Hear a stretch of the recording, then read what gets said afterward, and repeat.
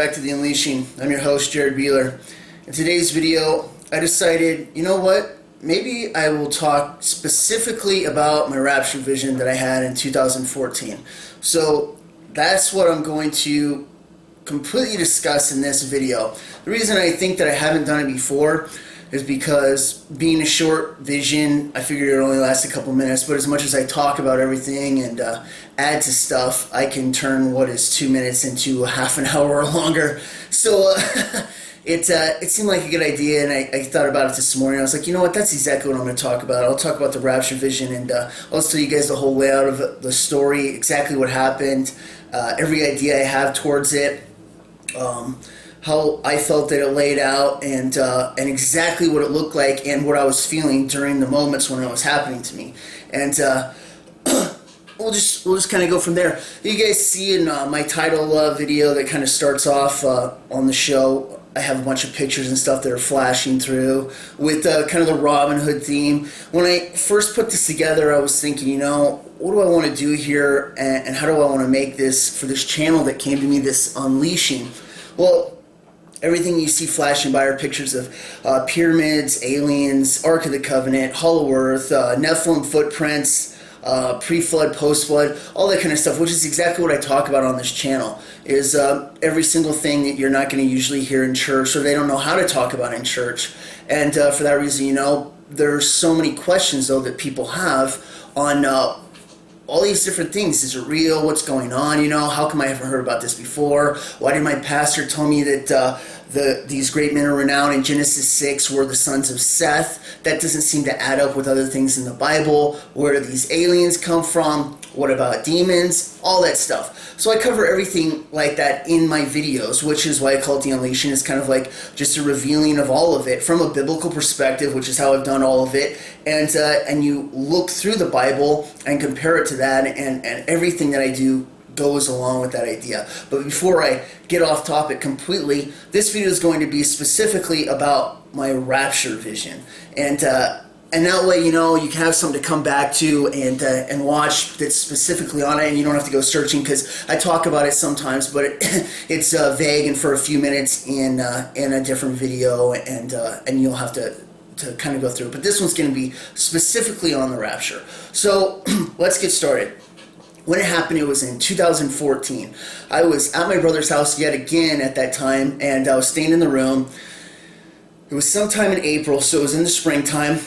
Afterwards, or now, I wish that I would have wrote down exactly the date when it happened and everything like that, but I didn't do that at the time, and that was kind of a mistake on my part. But I still remember the whole thing just like yesterday. It was clear. It's clear as day, and it was exactly kind of like how it was when I had my out-of-body experience. How I got this scar on my head right here when I rolled my car 9 times, drove off a cliff. I had an astral projection before we went off the edge, and my soul left my body and I was outside, if you guys know what that is. Well, just like when that happens, your memory and reality and everything going on around, it's so much more vivid. You remember it, it gets seared into your mind. It's so clear compared to the memories we have now, where things can fade and stuff over time. So this vision I had was just like that. It was in a dream format, so I was dreaming when it happened. But like dreams where you can remember some details and things faded in time, this one wasn't like that. This is why I'm comparing it as more like the astral projection. It was like a soul experience. I remember every detail. It was incredible.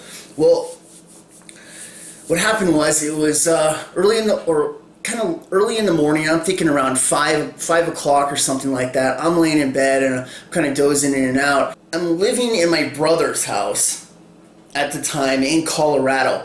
But where the dream takes place is in northern Idaho, in Sandpoint, Idaho. I grew up there, hadn't been there in years, had no plans or intentions of being in Sandpoint, Idaho. Okay, so I want to point that out. It wasn't on the plate. I liked it up there, you know, but never was there an intention or a plan of being there, or did I have it in the works or anything like that. There was no idea of it. So it was completely out of the blue. Now, back to the dream. So as I'm dreaming, I see myself, and I'm in Sandpoint. I'm on the far side of the bridge, which is a 2-mile long bridge that goes over the lake as you drive into town. I'm in the gas station on the entry into the town, and I'm looking out the window. on my mind at that time is, from what I can remember, I'm not in the best mood. I don't know why I'm not in the best mood, but maybe depressed, maybe something else. I'm not sure what it is, but I can tell that I wasn't in a very good mood. Now, as I'm looking out the window over the lake, over the bridge, and it goes out towards the lake like you're looking towards Montana or Clark Fork, if you guys know what I'm talking about. As I'm looking out across the lake, a UFO, a flying saucer, comes down through the clouds, and I see it in the distance. Now, normally when I have a dream about UFOs, at least back in the day, not anymore, but back in the day when I didn't know what they were, a lot of times those bad dreams, my mind was using UFOs because it was something misunderstood to me, and it always creeped me out as a kid. So I don't know if a lot of people of you know, but this is kind of like some old knowledge that I've discovered that nobody really knows about. Your body will wake you up using bad dreams, and a lot of times it'll do it because of your regulation of heat and temperature. When you're sleeping, it doesn't regulate as good. So if you start to overheat, you have too many blankets on, your body will have a hard time. It will throw a nightmare at you or a bad dream, and it'll wake you up because of it. One of the quickest cures, you take off some of the blankets, you're not as hot anymore, you go back to sleep, and you don't have the bad dreams anymore. This is why you'll have them in fall and springtime when the temperature's changing. You'll start to put on more blankets in the fall, and it'll warm you up on some of the nights when it's shifting temperature, and because that you're sleeping too hot, you'll have a bad dream and you'll wake up. Same thing happens in the spring when it starts to warm up, and you'll hit a warm night or whatever, and you have too many blankets on it, and you'll have a bad dream. So this can happen during those times. So, making that point, usually when I had a bad dream, it was from UFOs or aliens or something like that, and then I would wake up from it. So, as I'm looking out the window, I see the UFO, and I go, oh, great, this isn't going to be good. I'm thinking, this is going to be bad, like it usually is when I'm dreaming about a UFO or a flying ship. I know what they are. They're demonic beings and everything. So, there's no confusion about that, which is why I don't think I have them as bad dreams anymore. I know what they are. They can be rebuked. It's not something that my mind uses as something to wake me up. Anyways, as I'm looking at the UFO thinking, oh, great, this is right when the rapture happens. Not consciously, I'm not thinking about it. It has nothing to do on my mind. I get yanked out backwards through the building, going up. Extremely fast rate of speed. The first feeling I get when this happens is absolute, incredible, overpowering joy. It is so indescribably powerful that if my body hadn't been transformed instantly into the new bodies that we get, I believe that the joy would have killed me. I would have gone off like an explosion. It's just too much.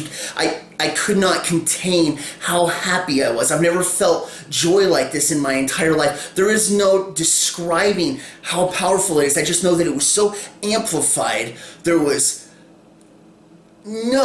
absolutely no way that I can compare it to anything, and I can go all the way back years and years and years in my life and think of any time where I was happy, and this just blows every single bit of it away. As I'm going up, very first thought that comes to my mind, I will never have to do another stupid job again in my life. Why did this come to my mind first? I have no idea, but I've had so many jobs now, probably about 30 or so different ones, and it gets annoying doing the same stuff, no matter what it is. You're working for somebody else, making them rich. It's like, oh gosh, there's no real point to it. So this was really refreshing because I knew that I would never have to do that again. From that point on, whatever I did as work or what we do and things like that, it's going to be absolutely awesome. It's going to be the kind of stuff we won't like it talks about, I believe in Isaiah in the Bible when it says, and it's talking about the 1,000-year reign, we will build houses, but we'll be able to dwell in them. We won't be building it for other people. I'm thinking of making an awesome tree order. All kinds of stuff. We'll plant vineyards, but it won't be so others can drink from it, so we can enjoy it ourselves, It's not going to be wasteful work. It's going to be the fun stuff you want to do, like a project or something, Awesome, great, good time, So that's the first thing that goes through my mind as I'm flying up. Wow, I will never have to do another stupid job again. I feel it release from my shoulders, almost like a weight, and it's like reminded to you. Jobs, no problem, ever again. Goodbye, boom, off the shoulders as I'm blasting up. Still going up at a fast rate of speed. The next thing I think of, financial stability and money problems. never again. Goes to my mind, I think about it for a second, never ever will I have to worry about, do I have enough money? What am I going to do about this? I am being brought into the master of the universe's house.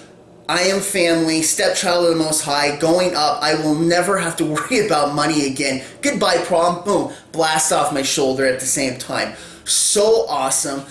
Still going up, and I'm thinking, oh, this is great. I don't know where the first stage of this is going as we go into heaven, if we go through a little inauguration thing, we learn about some stuff. It's all I know that while I was thinking this is that it's all going to be good, and I don't want to miss one detail. This is incredible.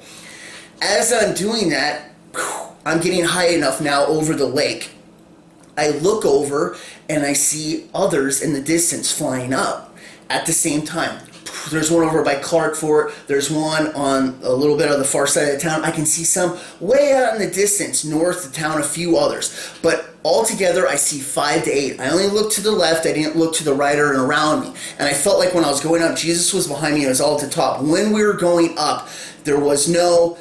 I didn't see any angels pulling those people or me. I felt like we were kind of on autopilot flying. We could fly. I felt incredible power just surging through me. There was no even speck of fear, all right? So anybody who's afraid of heights or anything like that, you don't fear it at all. You feel like you own it. Like you could teach others. Like you could teach Superman how to fly. You own it. It belongs to you now. And there was no fear about it or anything like that, or worry about, if you could contain it or if you were going to fall. It was 100%, oh, you could go into hover mode, you can do whatever you want. There was never a fear of any kind. So that's one of the things that I thought about at that time. It was completely on. As I look out at the others, they're flying up with me. And I think to myself, that is so awesome. All right? That is incredible. What an awesome view. I can't wait to meet those people. That's exactly what's going through my mind. So as it's going through my mind, I can't wait to meet those people. I have no idea who they are, but they've been vetted by God. That's what I'm thinking, all right? You know, when you meet people, can this guy be trusted? Is this guy really a Christian? What's he talking about? Where does his belief lie? Oh, yeah, that sounds good. That sounds good. And all of a sudden, oh, whoa, what's he talking about there? No, that's crazy nonsense. You know, it wasn't like that. I knew that because they were going up, they had been chosen. God had been watching him his whole life. They walked with him. They were getting out of here with me, and I could not wait to meet them. I just thought to myself, that is so awesome. Whoever they are, no matter who, they've been through the same problems I've had, the hardships. They've been fighting the good fight their life. They know Jesus. They're getting taken up too. He's already vetted them. I don't even have to go through the questioneering of them, who they are. I can instantly trust them with my life because he's chosen them and they're going at the same time. I can't wait to meet them. That's what I'm thinking as I'm looking out across the lake. Wow, that's so awesome. As I go up further, instantly I look down on the bridge. On the bridge, 2 mile long, there's a traffic jam, right? The whole thing's backed up. I haven't seen the bridge like that before, except when we were kids and they would do Lost in the 50s. They do a car show up there where they bring a bunch of 50s cars into town and you can walk around and check them out and stuff like that. And it would get backed up like 3 or 4 miles across town, all the way across the bridge, because people would be coming into town from out of town and stuff like that. That is what the traffic looked like. It was like some Lost in the 50s thing, right? Another detail. The tint of the sun, I don't know if you guys know this, but you look into a picture or whatever, you can kind of see it how it is. Like in the afternoon, it's kind of a golden color. You can usually tell it between morning or afternoon. In this case, the tint of the sun was a spring or a fall sun. I can't tell you the difference. It wasn't summer, it wasn't winter, there was no snow. It was either spring or it was fall. By the tint of the sun that I could see. I could not see the sun, it was up. I'm going to say it was late morning, 11-ish maybe before noon, but kind of a late morning. The sun was up high enough that it was not in my view as I was looking around. It was kind of up and behind me, and that was the direction that I was going to, and I knew that I was going up to be with Jesus. So as I'm flying up though, and I'm saying from what I could tell from the tint of the sun, this was a fall or spring event, which is interesting because that falls into, well, if it's spring, this could fall into some feast days during the spring, or if it's fall, it could fall into some fall days. Another reason why I was thinking about it when things were lining up for September was like, interesting. It lines up with that vision that I had too. Could that be a spring thing? Absolutely a total possibility, okay? So anyways, I look down on the bridge, and out of the blue, I see 3/4 of the way, almost into town, in the traffic jam, my stepfather. And just like that, I can zoom in with my eyes. It's a new ability that you have. I've heard about other people talking about before, because I look at other Rapture Visions that people are talking, and when they start talking and they've never heard my story before, and they're talking about some of the same things I've talked about, or something they were shown when they were in heaven, and I'm like, that's exactly what I experienced. It's like, okay, now that gives them some serious credit, because that's exactly what I'm talking about, right? I've heard of people saying the same thing with the eagle vision. They could zoom in and see so far away, like you could put legalists to shame from Lord of the Rings, all right? But I've also heard that they could hear at that distance, wherever they were, like creeks going by and stuff like that. They were looking at something so far away, yet they could hear the creek by it while they were zoomed in. I didn't get to experience the super hearing, eagle vision, and flight, which was plenty good enough for me at the time, all right? Just totally amazing. But I zoom in and I see my stepfather's in the car in the traffic jam, and he's looking out the window up into the sky. He can't see me, but he's looking up in the sky, and he has a bewildered look on his face. It took me forever to try and figure out what this bewildered look was. During some mental facial recognition, overlays of ideas of how people look at during times, that I could put into a story that, or an idea of what exactly was on his mind. What is he looking out the window at? What in this traffic jam? What's going on, right? Another thing, he's in a Volkswagen Bug. It's a gray one. He used to have one. He sold it. He doesn't have it anymore. He lives in Florida. During this time of the dream in the vision, he's living in Florida. He's not in Sampling anymore, or he's not even around there. We used to live there years ago, like 20 years ago, right? As far as I know, or anything like that, because we're not talking at the time we're in a fight, and we haven't talked in a few years or anything like, or at least a while. And as I'm looking at him, he's in his Volkswagen. He's looking out the window up in the sky. And I'm trying to think of what is on his mind, but I see him as I'm going up. Zoomed in, right next to him with this eagle vision, as I still fly up. At that point, this is where the dream goes away, and that's the end of it. I don't know how long it lasted. It was only maybe 15, 20, 30 seconds. Absolutely incredible. I didn't get to see Jesus in the vision. I got to feel the joy, the new body, experience the flight and the eagle vision. I got to see others going up with me, and the whole thing is seared in my mind. I got to see the tint of the sun, so it was a spring or fall time event, and it was nice out at the time. There was a few clouds because a UFO came down through it, and now I have all this to think about and contemplate. But that's the vision that I had going up. It was absolutely amazing. The joy is still exploding through me. I wake up almost gasping for air, because it's like, whoa, I got to taste something from a body, that is going to happen, but we don't have it yet, and my heart almost just can't take that much joy. It's incredible. I come out into the room, and I'm like, bro, you're not going to believe what I just dreamed. I had a rapture dream. It was so awesome, man. I'm telling him all the details, So I start talking. Yeah, I saw others. They were coming up too. And one other thing about the others coming up, when they were flying in the distance, what I could see is they had these energy tails, and the only way that I could kind of explain what this looks like is just like Dragon Ball Z. If you've ever seen that show before, when they're flying through the air, they have their energy that makes them fly coming off of them, kind of like a trail, almost like a jet trail, but it's clear. These ones were golden colored, and the trail came off while they were going up into the sky, and it was all radiant of golden color, all right? So I want you to think about that. That was happening at the same time. There was an energy trail of gold. I could tell that it wasn't in the physical. We were changed into what must have been another dimension, because I don't think anybody could see us happening at the time during this traffic jam on the bridge. I believe that we were in the next, but while we're in this dimension, everything else that we can see is super clear. It's just like looking, except they can't see you, you can see them, which is exactly what I think it's like for dimensional beings, fallen angels, spirits, things like that go into the next. They can see completely into ours, they walk around, but you can't see them or anything like that. But that's exactly what it felt like, okay? So, energy coming off the people, rising up. Another thing is the traffic jam. What the heck is going on with the traffic jam? Was it from somebody getting raptured maybe a little bit further to the left that I didn't see that caused it and they got their car crashed? Or was there something going on? Was it the Lost in the 50s thing going on in Sandpoint, and maybe it happens around the same time? You want to hear something interesting? The Lost in the 50s this year happens around the time of Pentecost in May. So that's kind of interesting. Now remember, at the time, I'm in Colorado. I have no intention of going up to Sandpoint, right?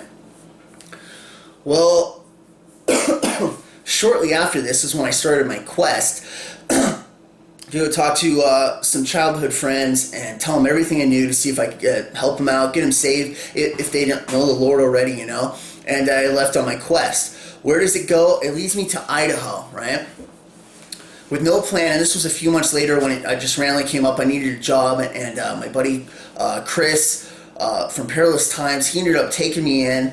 And I stayed with him for a while, and things were lining up. This was in 2014. This is when things were really lining up. I already knew about the prophecy of the popes. The last one, the 2014, from that September, from Feast of Trumpets, lined up for 2,550 days to 2021 for that year. So that's why it looked like a really good time. The next time after that was 2017, right? Does that have to take place? No, there's things that can happen. The rotation of the earth can change during the tribulation. Maybe the 2,550 days don't have to be exactly like that. But at face value, on certain years, it does line up exactly between Feast of Trumpets and Feast of Atonement, which are two appointed days that are next in line. So it's very interesting, and I took that into consideration. Well, I go up to Idaho, and I'm in Salmon. I'm nowhere near Sandpoint. It's still about 600 miles or so north. And I worked there for about a year, and I get to talk to a few of the friends, and then next on the list, I pray to God, and I'm like, you know, it'd be great if I could talk to my buddy Jared and tell him everything, you know. He's not on the list, but as a bonus, I'm thinking, well, sure as heck, job doesn't work out there. I get into a situation where I got to get out fast, and I call him up. Instead of going up to Sandpoint, we're having aunt and uncle, where the dream takes place. I go South Idaho, and I go down there and I stay with him for a while during the summer of 2015. And while I'm there, one of the buddies of my childhood friends, turns out he's not living in North Dakota anymore. He's back in southern Idaho. So I get a chance to talk to him. I get more bonuses along the way. I end up doing a job that takes me all up the western coast. I talk to more people wherever I go about Jesus, you know. So it was a good opportunity. Then that job closes down, and there isn't really any family in Sandpoint other than my aunt and uncle, which are already saved, or friends that are up there. There is one childhood friend, but they were never saved, and I thought it was a long shot. Well, I get this job opportunity, and I'm looking, and one of them is to stay there in southern Idaho where I'm at and start doing mechanic stuff, which is what I went to college for. And the guy was going to start me off at like 24 or 25 an hour, and exactly the skills I had. Or I could go up to North Idaho on this whim that somehow I'm fulfilling this dream and get a chance, just maybe, to talk to one of the friends up there that was not saved. And I'm like, oh man, this is tough. And that job was only $12 an hour. Well, that's the one that I took, and I go up to Sandpoint. So now I'm living in Sandpoint from 2015 around October to stay up there till 2017. All right. But while I'm up there, you know, I do get the chance to talk to that family, the dad, the son. I get to tell them everything, talk about Jesus, and they've never heard any of this stuff before. And especially, you know, it's hard enough just to get people to go to church or something like that. But to come from the place that I'm talking about, fallen angels, Nephilim, giants, secret conspiracy pacts with the government, aliens, everything, you know, that it was like, it's mind-blowing to them, you know. But did it work? I have no idea. They said that they wouldn't forget, and that's all that I could really do in that situation.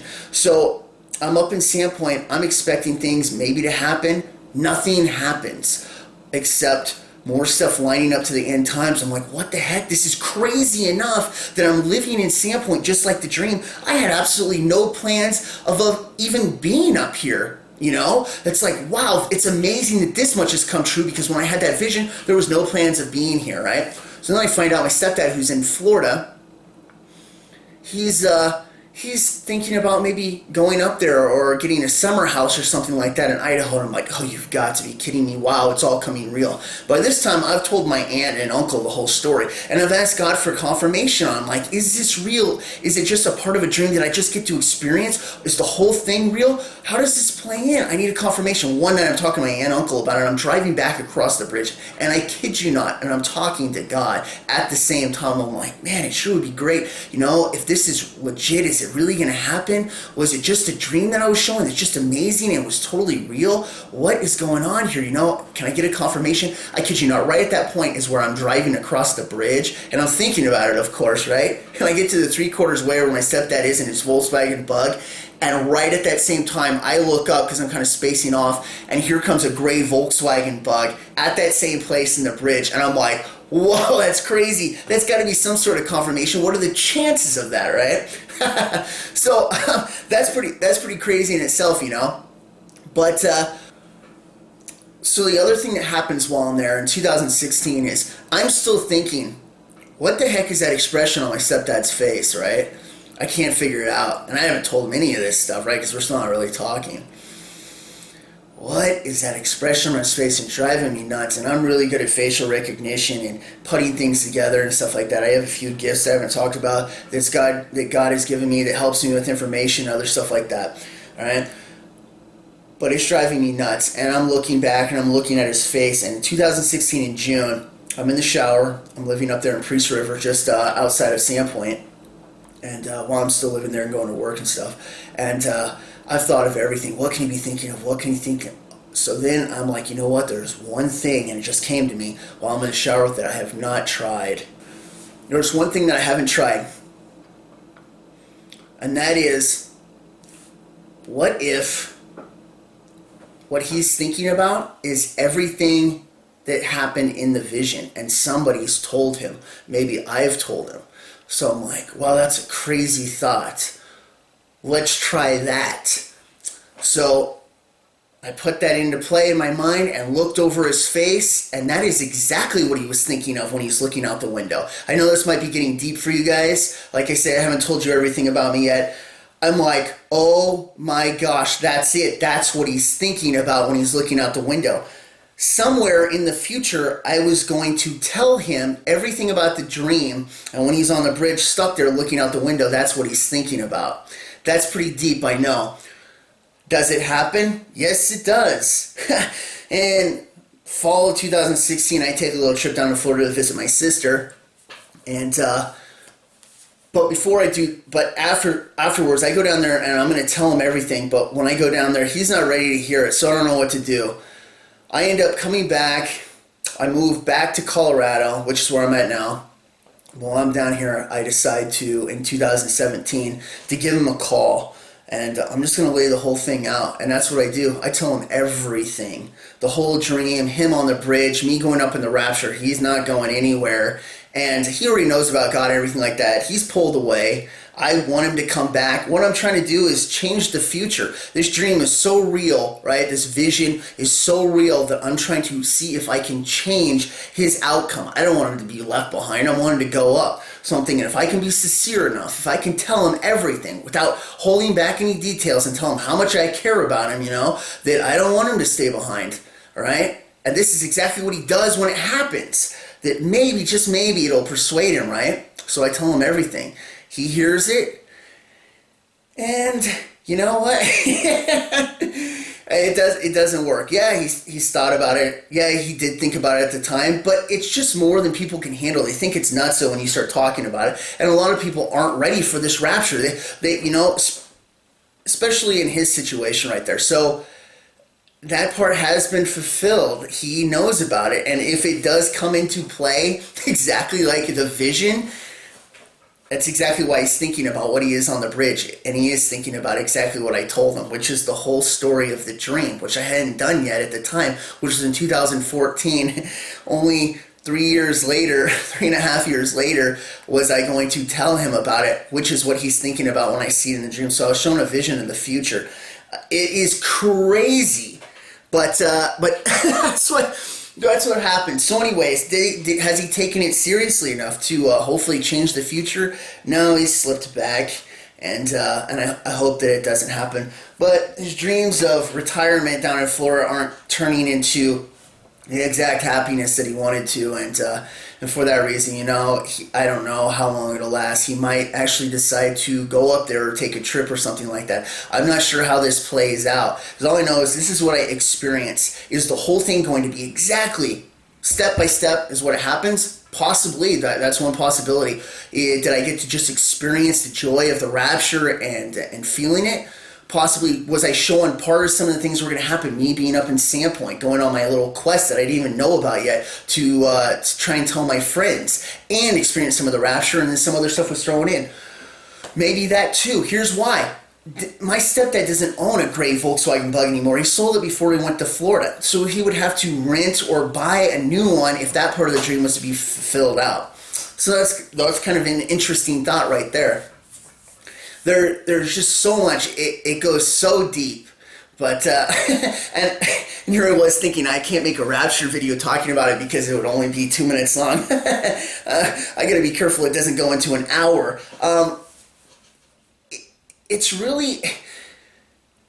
It was really fantastic. I can't ever forget anything like that. And I mean, it's still in me. I can remember every detail, the joy that I felt and stuff like that. I've tried to plug it in as many different ways as I can when it happened. One of the things I told my brother was, and this is an interesting part of the dream as well, is when I told him, like, dude, it was so cool. I saw others going up too, is that right then at that point, I didn't think about it in the dream. I thought about it afterwards. I was like, whoa, that's weird. And he's like, what? And I'm like, man, I only counted 5 to 8 people that were going up at the time. I was like, man, there wasn't as many as I'd expect. And over that part of town, I moved up there, So I was up there, and I know that area. There's about 2,000 people in that side of town. I only counted 5 to 8. I'm talking small numbers. Now, I didn't get to look down south or across the bridge or behind me or anything like that, so I don't know. But it ain't going to be like billions of people or anything like that. These numbers were relatively small over that part of town. Yeah, I could see some way in the distance, a few, and there was a few right there in town, and then over by Clarkford and stuff like that. But I'm telling you, I don't remember the exact number, but it was like 5 to 8 people. It wasn't that many, so I was like, whoa, that's crazy. And I didn't think about it in the dream. I was just too happy and excited, and I couldn't wait to meet him. I didn't think about it until afterwards when I was like, whoa, that's pretty wild. The numbers are smaller than I was expecting. So I don't know how big the event will take place. It might only be a certain amount of million that are in the world, that they get to go up. I've said it before, you don't get dragged up there. It's something you're looking for. You want to. It's not going to be a bummer to go early or that you earlier than you have planned or whatever. It's going to be the best thing you want. There is nothing else they can take away, because Jesus Christ is your first love. There is nothing else that steps into it, So, but those people that went, I just felt that, they had been chosen to go up there. It's a gift. I mean, this is the only time in history other than Elijah and Enoch where we will get to skip death. And I think about that at times, oh my gosh, this is so hard. Why can't I be back in the medieval times where I'm kicking ass, or something else like that, because I'm a warrior through and through. And he picked this time for me to be here, and I have to think about that. It's like, it's hard at certain times at different things, and it's hard. It's like, man, it seems so easy for them. Why am I going through this, Well, if you get to skip out on death, that is incredible gift. We're going to be the only generation that gets to experience this ever. The skipping of death and not having to worry about it compared to all the other people that have and died. So when I think about what they've gone through, and it seems simpler times back in the old West days and stuff like that, and they were saved and then they died. Going through this is harder, times are getting worse, so much evil everywhere. It's like, but at the same time, the reward of going in the rapture and skipping death, man, that's an incredible gift right there. And God's very balanced on things, and even He knows everything. I see people, they're filthy rich and they got everything they want, blah, blah, blah. But at the same time, I'm thinking from God's perspective, He's looked into their future. They won't ever know Him. They don't make that choice, and they're going to lose everything and go to hell. All right? So for that reason, I believe a lot of times people are allowed to have that. It's the only thing they're going to have. And we as Christians go through tough times, but at the same time, the reward at the end is just going to be phenomenally incredible, and it lasts forever. You know what I'm saying? I heard it before, and I love it. What a non-Christian goes through, this is the best that they will ever have. What a Christian goes through right now, while we're here on this planet, going through this testing phase, is the worst we will ever have. It will never be this bad again. It's going to be so awesome. But that is the best they can hope for if you're not saved, because if you go to hell, oh man, I wouldn't wish it on anybody. And I've had plenty of enemies in my days, but to be honest and to be a Christian, like, you know, with the right mentality, there's no way I could ever wish it on anybody. It's the worst thing ever. It was never made for us. It was made for fallen angels and Satan and stuff, Satan's goon squad, and that's what it was made for. And that's why, you know, God gives us so many chances, but it's free will. The whole thing is free will. And if you don't choose it, it's going to cost everything. I would never want to be one of those people, you know. So somebody asked me this morning on one of the comments, you know, about the rapture, and it's like, you know what, that's a really good idea. So, you know, this is kind of an answer to that person. This is everything that happened with the rapture dream. I had it when I was in Colorado, same place I am now. No plans of going to Idaho. Ended up in Idaho in the same town around the same time, and I was here. My stepdad was planning on going up there, still in his mind. Maybe things got changed a little bit after telling him about the dream. Stuff really still looks like it. Here's why it's still important. I ended up moving over to Williston to hit up and hang out with one of my last buddies, Dustin, by the way, who helped me start the channel. Really good friend. We got to talk about God all the time we were over there when we were driving around working on houses and stuff like that. It was really cool. But when I went over there, I took just what I could in the back of my truck because my job, I had to get out of it when I was up there in Idaho, and I ended up going and working with him while I was staying with him, and he let me stay at his house. It was really cool. Well, I didn't get to take everything. My stuff is in storage up in North Idaho, right? Here's where it gets interesting. So, is that fulfilling part of the vision? I have to go up there and get my stuff. I'm staying at my brother's house right now, right? Well, eventually I gotta go get my stuff because I'm not gonna live in my brother's house forever. I'm trying not to be too bad of a bum, but I'm getting on my feet and everything like that, you know, and work and switching a few jobs while I'm down here. Well, I'm going to get my own place, and I got to go up there and get my house stuff, my plates, bed, dresser, and all that stuff, which is in storage, all right? Well, I just started a new job here. I'm going to start here in the next week or so, and hopefully I'll be able to get out of my brother's place here pretty soon. Well, I'm going to have to go up there when I get a house to get my stuff. Does this line up with the Rapture Vision? There is an extreme possibility, which would put it this spring, because that's when I would be planning on going up there to get my stuff, all right? That's all.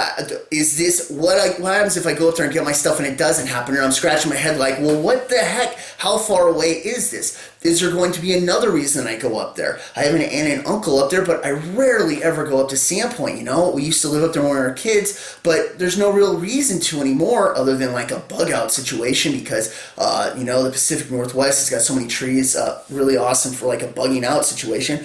But is that the reason why? I have no idea. But I think and juggle these ideas in my head all the time. I think about other people, you know, how does it line up with their rapture vision or their ideas and stuff like that, you know, I don't know. I look at with my best, like, perspective that I can, but this is the whole thing, and now I've brought it to you guys so you guys can hear what I'm saying about. This dream so far, this vision, has come true in so many different ways. And unexpected, I ended up there. My stuff is still up there. I have to go get it. That's sometime this spring. Will I be up there around the same time Lost in the 50s happens, which is the only reason I can think of that traffic jam, but maybe it's not. Maybe it's from the rapture. At the same time that I'm getting my stuff when this takes place, which would be around Pentecost during May, possibly, which is interesting because we start to get into the 70th year since Israel became a nation from 1948. Whoa, that's pretty wild too. So it would post around Pentecost. Who knows? Man, it's really interesting to think about and talk about for sure though. And now I've kind of thrown it out on the table. This is my rapture vision that I had.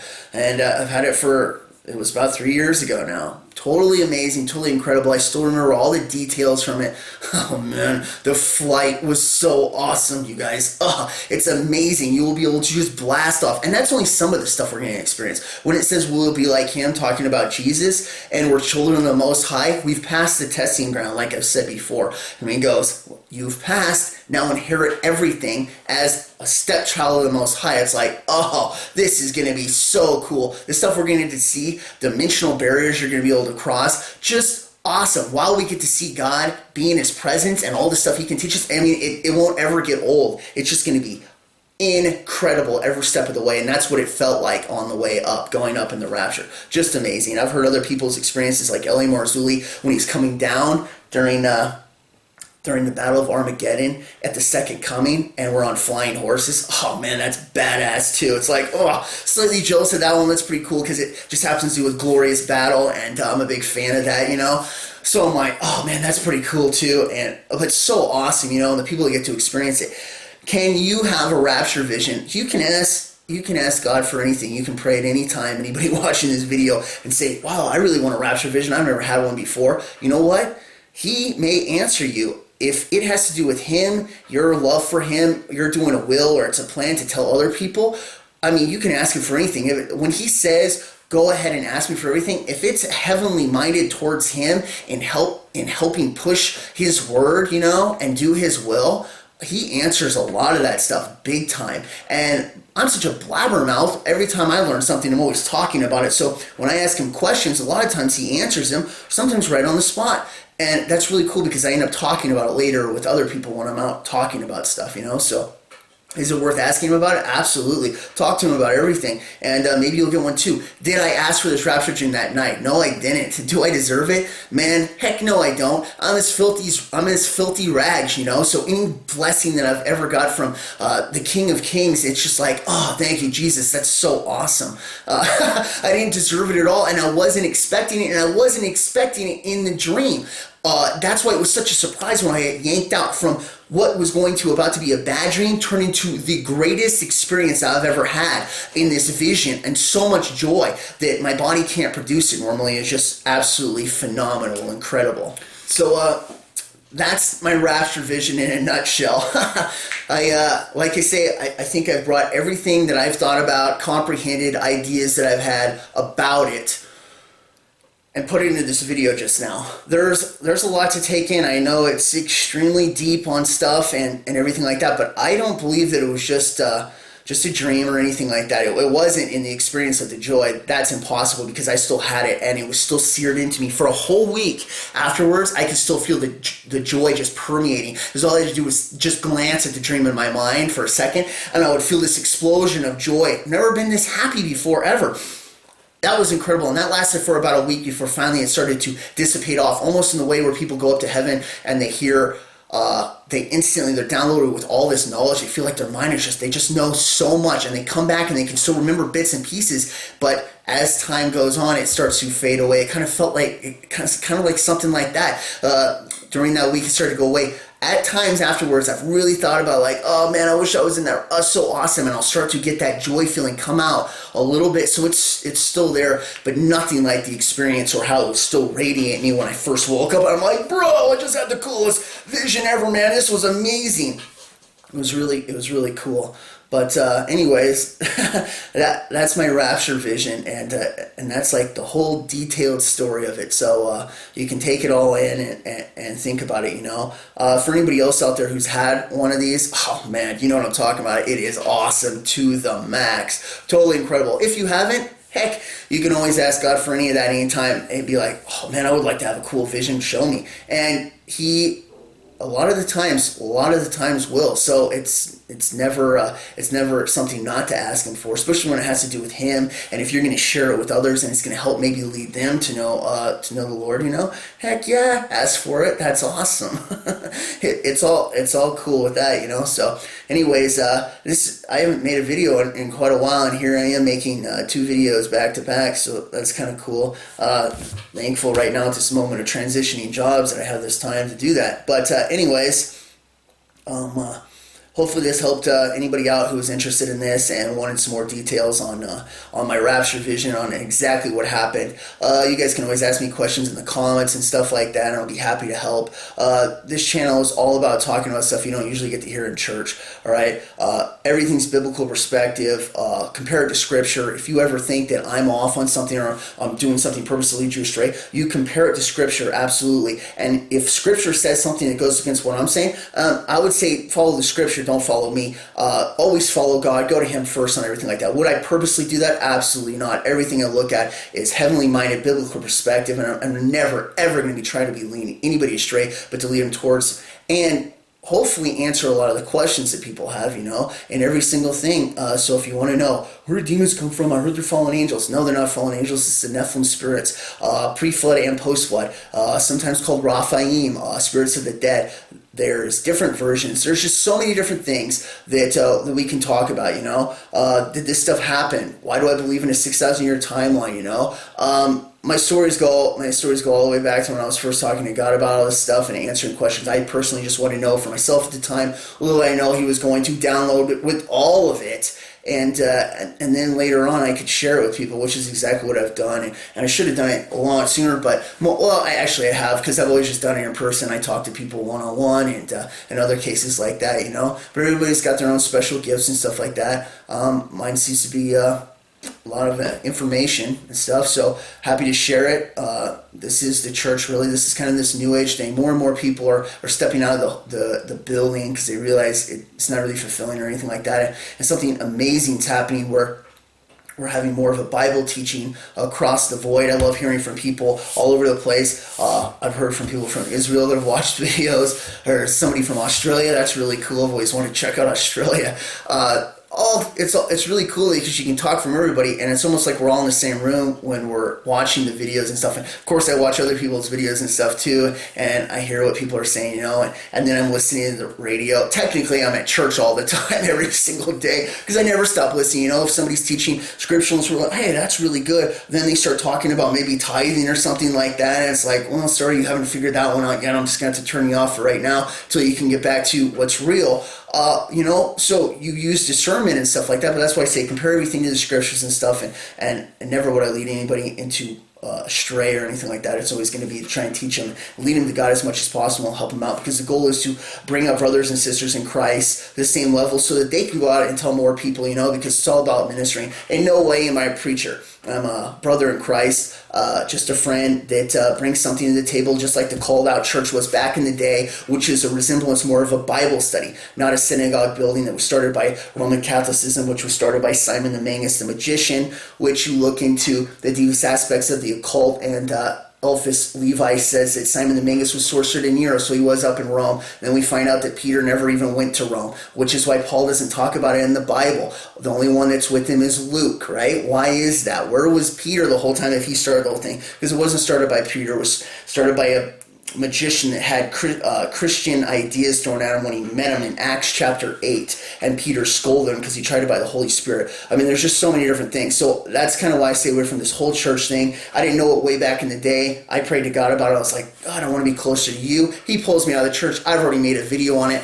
Do people still go, and can God use things that doesn't work out? Yeah, absolutely. He does it all the time. So yeah, people have got saved all the way through church. I just always point out, until you really start walking to Him and it's Him that you're leaning on and not somebody else, you'll never be able to have that relationship that you can see when I talk about something or of experience. Not that I earn it or anything like that, but the closer you get, you're going to have more badass battle stories of things, and you don't get that if you're only going once a week on Sunday and stuff. It comes from a personal relationship. You actually got to open up the Bible and read it yourself. And I always say straight on through, if you're going to start somewhere, start in the New Testament, read it through it. That's really good to hear. But then don't skip out on anything, at least for one time. You can go back and read verses and other things that you like, but at least for one trip through the Bible, I say read every single word. And there's a reason for that.